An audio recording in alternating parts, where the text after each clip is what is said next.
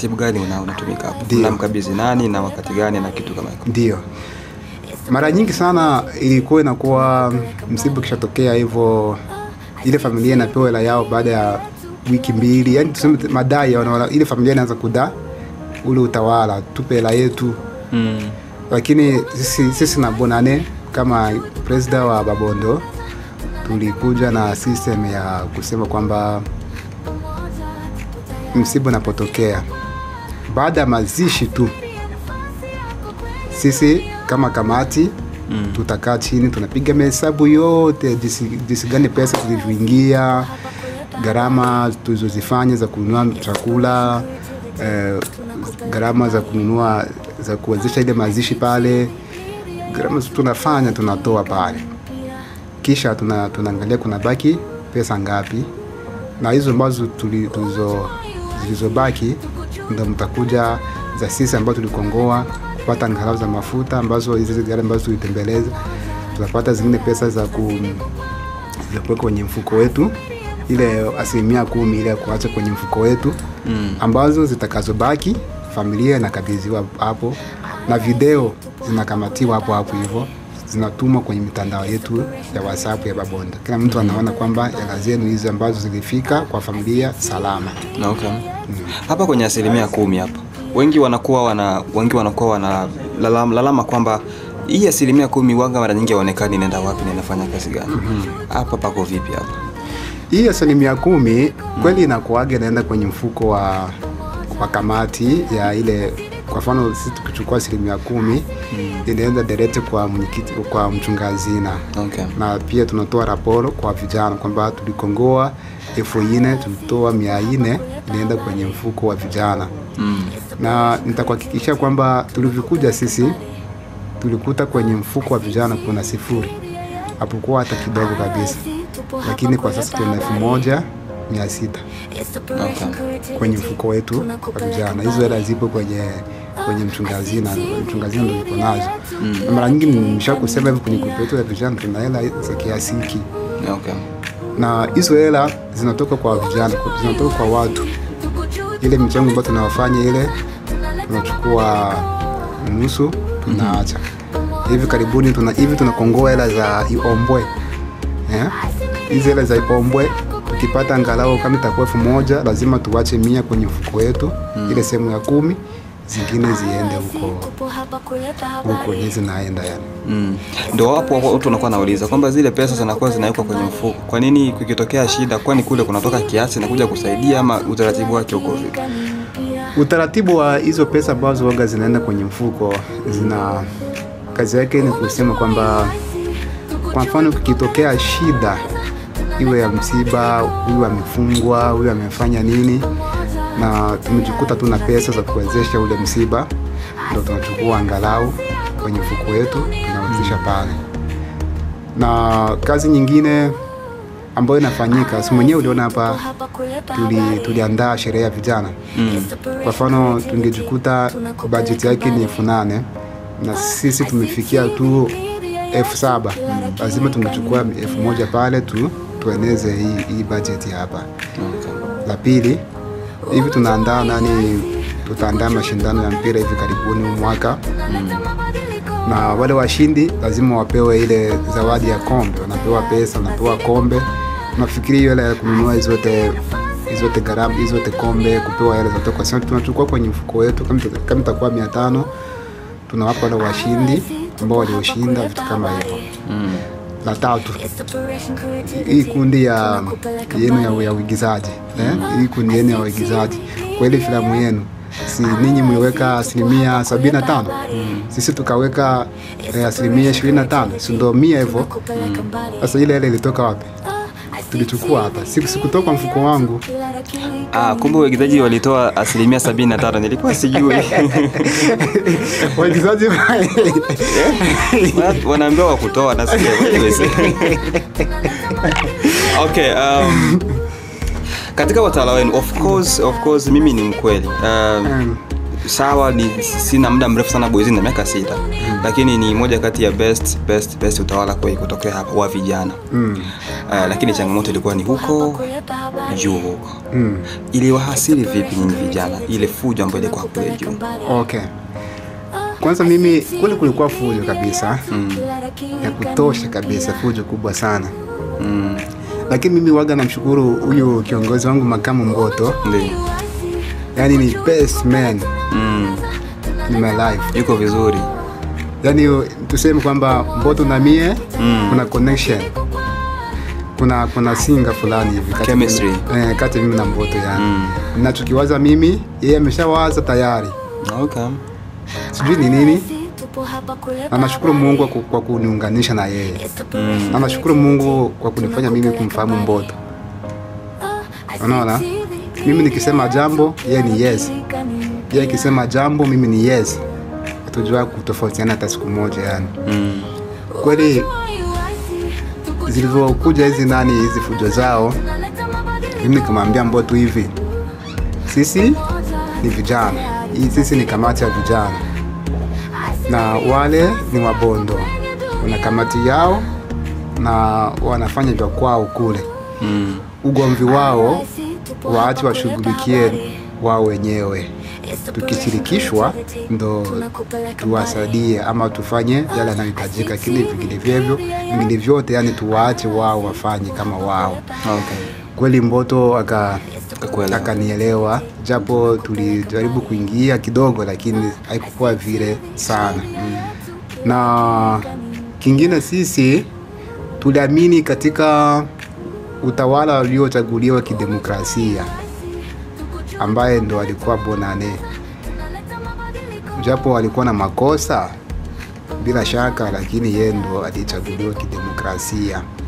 Na ile sababu ya kumtoa pale kwenye madaraka mimi najua, na ile shida ya gari najua, ile shida ya gari. Na kwanza tangu mwanzo alivikabidhiwa ile gari miaka tuseme miaka 3 hapo nyuma, alivikabidhiwa ile gari na baba yangu, ndio alikuwa kiongozi zamani. Nilikuwepo. Kwanza ilishakuwa miaka 4 nilikuwepo mimi. Nilikuwepo. Nilijua ile gari ilienda ilikuwa aye.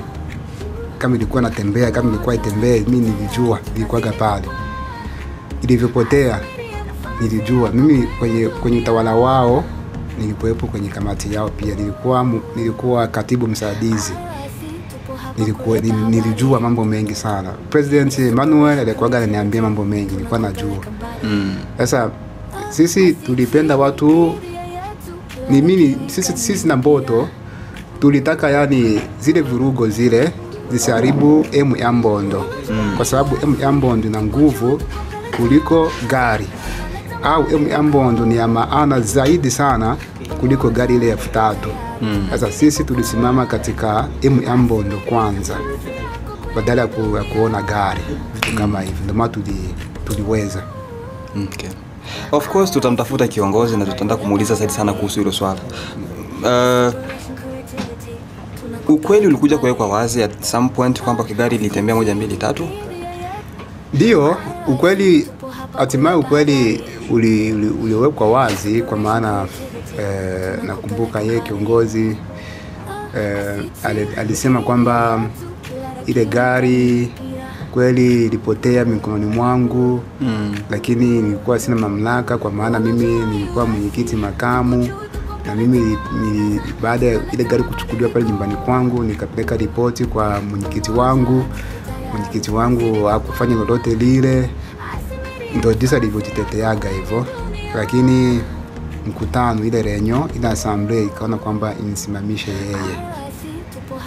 Ndio hivyo ilivyokuaga hivyo. Okay. Akasimama, lakini baadaye ndo naona hivi ndo amenunua ile gari tena.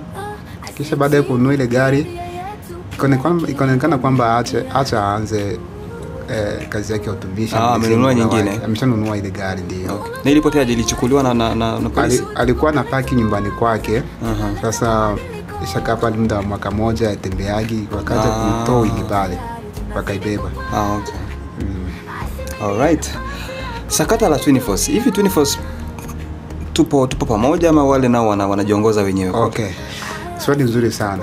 Kweli Tuniforce kuna bila shaka kuna umoja wa vijana wa Congolese. Wa Congolese mzima. Okay.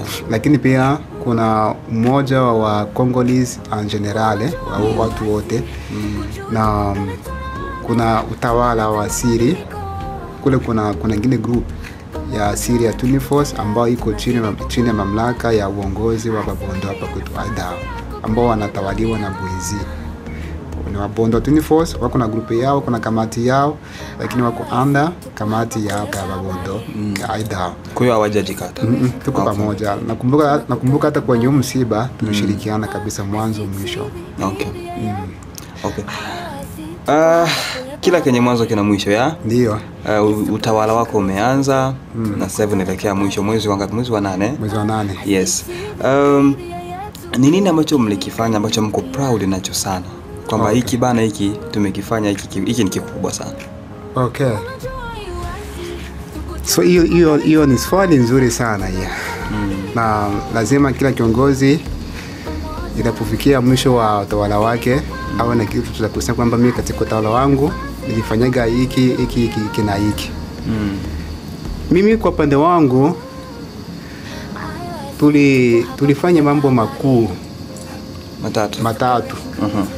Na katika hayo mambo ndo yanazaa hayo mambo makuu matatu, yana matawi sasa mengi sana, ambapo hayo sitasema. Okay. Ambao nikisema hapa tutakuwa tunaweza kesha hapa yani. Yes. Lakini mambo makuu matatu. Jambo la kwanza ambalo tulifanya ndio ile ambayo nilisema mwanzo kwamba ile kuwafikia watu. Tulijitahidi sana kwa kiasi kikubwa kuwafikia watu wengi sana, kuwafikia vijana wengi sana, kuwaleta pamoja. Yaani tulileta vijana pamoja yani. Tulikuta wako pamoja, tukawafanya kuwa pamoja, tukajifanya kuwa pamoja yani. Hilo ni la kwanza, tena ni la msingi, ambapo ukiangalia hilo jambo, ndani ya hilo jambo hilo na mambo mengi sana mazuri ambayo yalitokea kwa sisi tu kuwa pamoja yani. Of course. Jambo la pili, vijana wamekuwa na maadili mema. Na hapo kwenye maadili mema hapo ndo nitasema kidogo tu. Wamekuwa na maadili mema aje? Sasa si mtu ndugu mtazamaji atataka ajue sasa vijana wamekuwa na maadili mema haji sasa. Zamani walikuwa na hivi wako hai. Umeshuhudia ndoa ngapi hapa kwetu Idaho? Si nyingi sana. Ni nyingi, yes. Ni nyingi, sijahesabu lakini ni nyingi. Of course. Ndoa kabisa ni nyingi. Wabinti wangapi wameolewa mwaka huu? Wengi. Hii mekambili yetu tu, wabinti wengi sana wameolewa. Kwa utawala wetu vijana wengi sana wameanza maisha mapya ndoa. Na hayo ni maadili mema. Mtu ambaye yani tuseme ana maadili mema, utamwona anageuza jinsia yake, mwingine anafuta bangi, wanafungwa, mwingine anafanya hivi. Mtu kuanzisha taasisi ya ndoa, hiyo ni mwanzo wa hekima ya maadili mema yani. Na tumefanikiwa kwa hilo. Jambo lingine ambalo tumefanya ambalo inatokana na maadili mema ni ile kwamba kuona vijana wengi sana wamehitimu masomo. Vijana wengi wamehitimu masomo, wamepata mashahada katika walimu, wengine wamepata mashahada katika jamii, social, sijui nini na nini. Wengine katika biashara, wengine na vitu kama hivyo. Hayo hivyo ni mafanikio makubwa ambayo tumepata, ambayo yalitokana kwanza na chanzo cha kuwa na maadili mema. Hakuna kesi ambayo kwa sasa tuko nayo tumesharipotiwa, japo ni moja tu, lakini tulifuatilia na tukaimaliza. Katika utawala wetu tulipokea tu kesi moja tu ya kijana ambaye alipata shida ya kuzuiliwa huko gerezani. Nisema tu ni kuzuiliwa, lakini baadaye tena akafunguliwa. Lakini hatukuwa kupata kesi yote ile ya ubakaji, makesi za kupigana, makesi zile mbaya kwenye utawala wetu haikuwa kutokea. Na jambo la tatu sasa ambalo tulifanya ni ile tuliwaletea vijana furaha ile itokanayo na asili yao. Furaha itokanayo na asili ni aje? So siku hizi vijana wengi sana wanajifungia ndani ya manyumba, wanacheza magame, zile game zile. Anapokuwa ndani anafurahi kabisa, anafurahi, lakini zile game zinamwasili akili. Anakuwa hafanyi vizuri shuleni na anakuwa anachukua maamuzi mabaya sana kwa sababu kwa muda mrefu anakaa kwenye screen. Sasa sisi tulichokifanya, tuliwaletea vijana furaha ile ambayo itokanayo na asili yao. Ndipo mkaja hawa wasanii, tukaanza kuwasapoti wasanii wanaimba. Mtu anapoimba sana furaha ya asili ambayo inatoka ndani ya moyo wake mwenyewe. Hao wachezaji wanacheza mpira, sana furahi. Ule muda ambao angeenda kuvuta bangi, ule muda ambao angeenda tuseme kufuata wanawake kule matorpedo, lakini yeye anautumia kwa kucheza mpira ambao unamletea nani furaha. Hilo lipo hivyo. Na lingine ni ile tuliwasapoti hao waigizaji na tunawasapoti hao watu wa media, vitu vingi tu ambavyo yani tunawasapoti, tunatokana ile furaha ya asili. Mambo matatu makuu ambayo tumeyafanya, na hayo mambo makuu hayo yalizaa mambo mengi ya maelfu na maelfu ambayo yani siku yataja kwa sababu ya muda, lakini matatu ndio tulioyafanya yani katika utawala wetu, na ndio tufanya sisi kukumbukwa kupitia hayo mambo. Okay. Mpaka utawala wetu kufika kuisha kuna karibia miezi 6 hapa imebaki. Hapa kuna nini ambacho bado mnapangilia kukifanya? Swali nzuri sana. Kwanza mimi nitasema kwamba kwenye ile tuseme kanuni zetu, wengine wanasema katiba, lakini si katiba sana vile yani.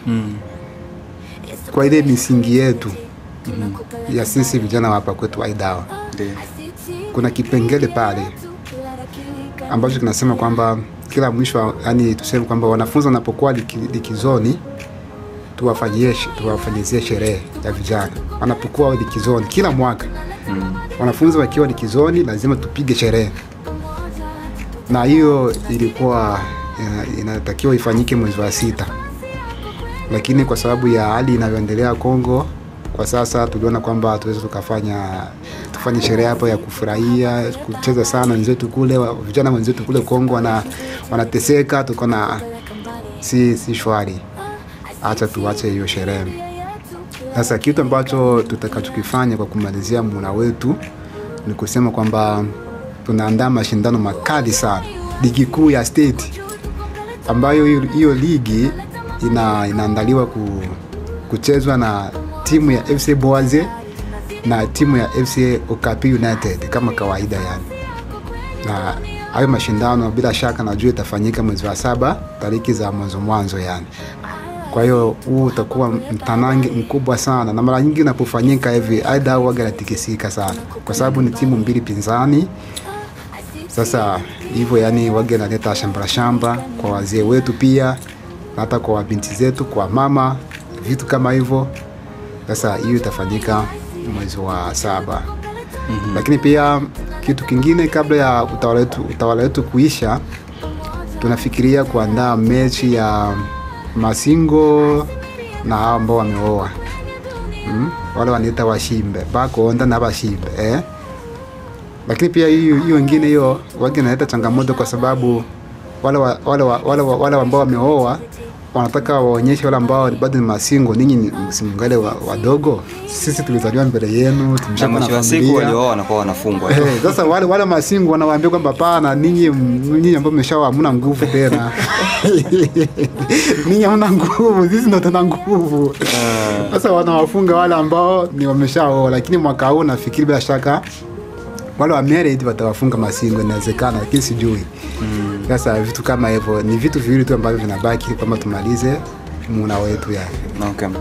Wakati mmeanza muhula wenu mlikujaga na idea ya kusikia mawazo ya kila mtu. Na kwenye group kuna audio nyingi sana zilitumwa na ikiwemo moja ambayo inaleta wazo la, unajua Amerika sasa hivi kuna timu nyingi sana za mpira. Yeah.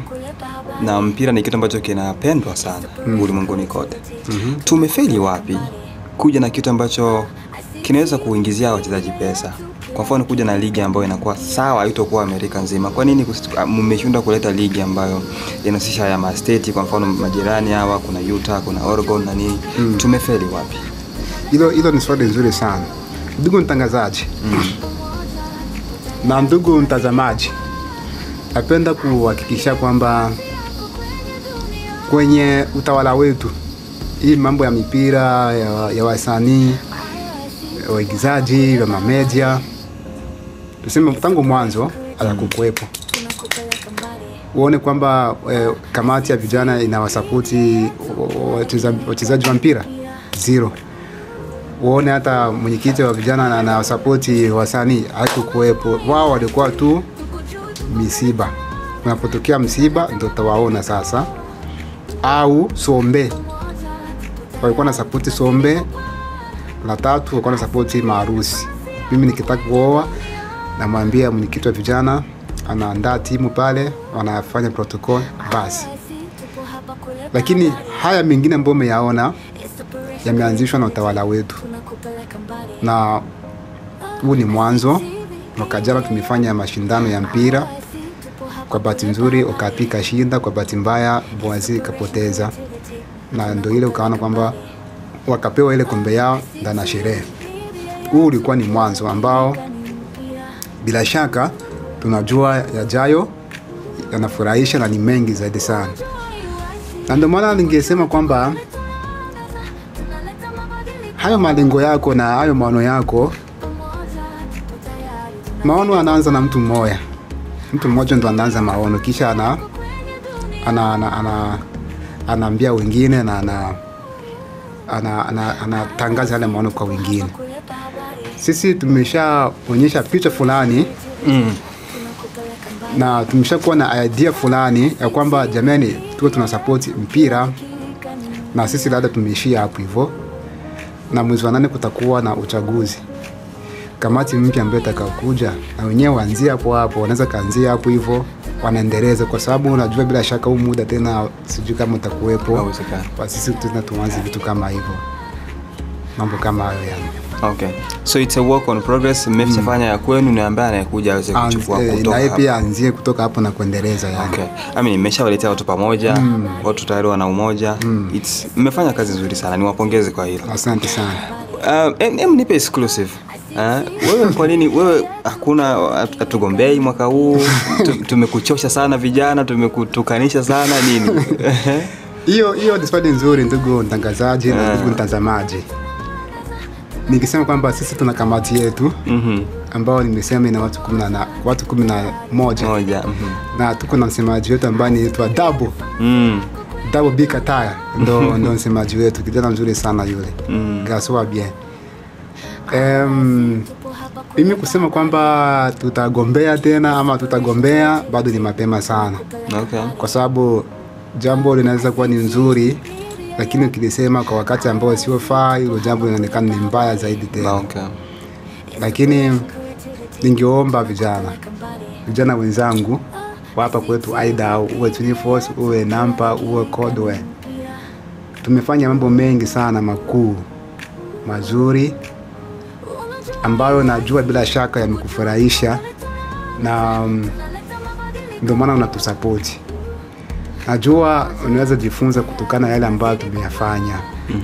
Sasa ikiwa kama umefurahiwa zaidi sana kwa yale ambayo tumeyafanya, ningeomba kwamba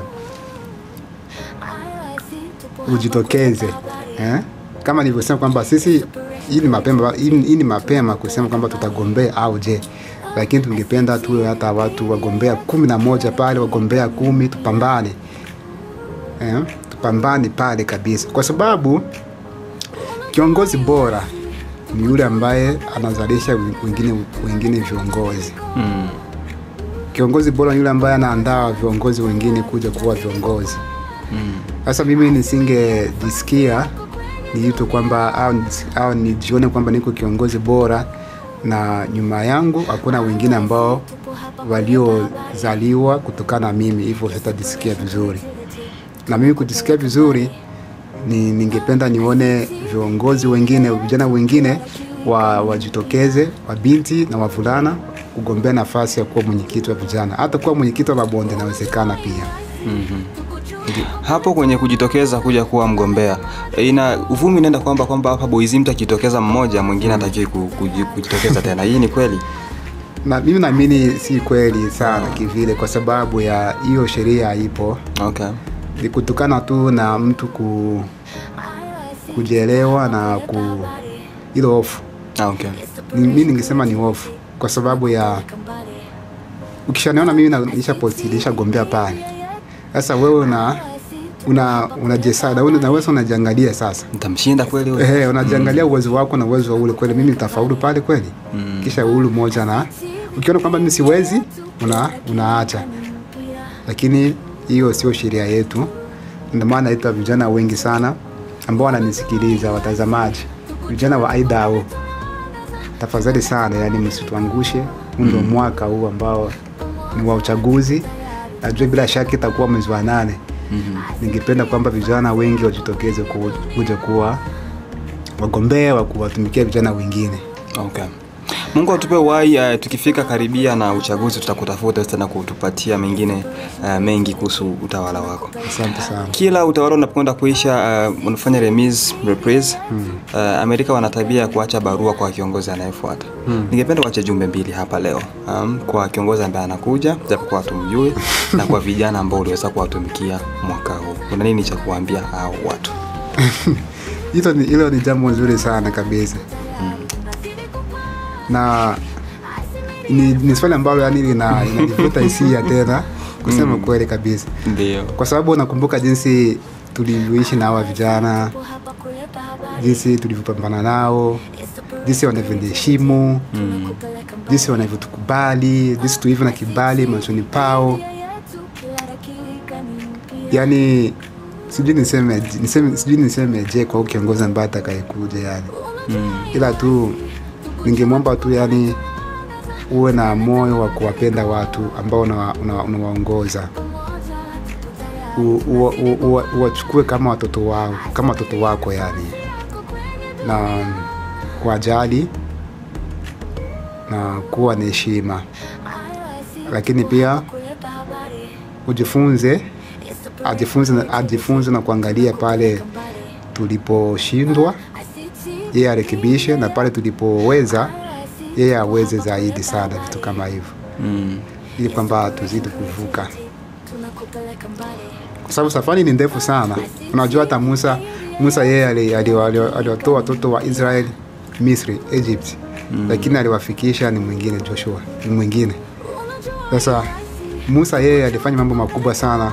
Alipambana kule kwenye zile majangwa, maji kule zile, kwa ni mitihani mikubwa sana. Lakini Musa aliweza na akawatoa, lakini ambaye aliwafikisha alikuwa ni mwingine. Kwa hiyo ningeomba kwamba sisi tumeshawatoa mahali fulani, tumeshawaleta pamoja. Sisi ishakuwa rahisi hivyo. Ndio. Wameshakuwa na maadili mema, wanafurahi ile ambayo inatokana na asili yao, vitu vitatu ambavyo tumefanya. Kuwaleta pamoja, kuwa na maadili mema, furahi ile ambayo inatokana na asili yao ya mioyo yao. Sasa wewe unayekuja itakuwa rahisi kuanzia pale na kuendelea, kwa sababu ushakuwa wako pale vile. Ndio vitu kama hivyo kwa vijana. Na hii ningependa tuangalie kamera kabisa hii. Bila shaka. Ujumbe kwa vijana kutoka kwa kiongozi William Mseno.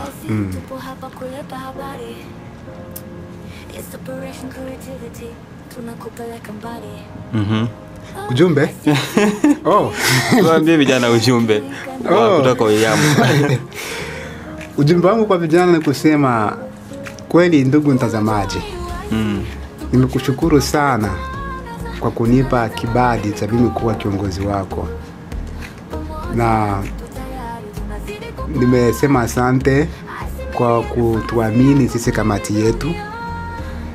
na nimesema asante kwa kutufuata. Nimesema asante kwa kutusikiliza, na nimesema asante